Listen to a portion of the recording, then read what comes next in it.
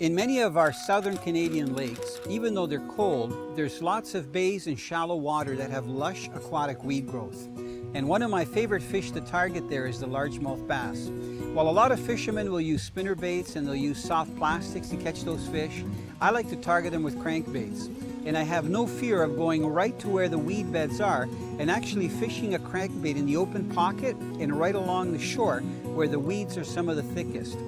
I know that largemouth bass, especially those that are getting larger size, learn to feed on larger fish. And because of that, they'll actually leave those weedy areas and venture out into a little bit deeper water to grab a meal of a larger panfish or even a larger bait fish, and then go back into those weeds. Now you're probably wondering, how do you get those fish to come out, or how do you fish your crankbait? What I do is use a crankbait that has a very natural action, and that's a balsa wood body so that it floats very quickly. And one of my favorite is the Shad wrap, and especially in the live series that looks just like the bait fish that the largemouth like to feed on.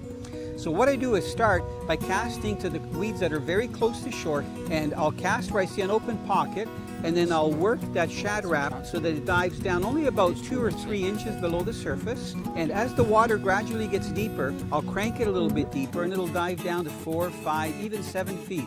But as soon as I visually see a weed come up, I actually let that Shad wrap come right up to the surface, and then I crank it down again.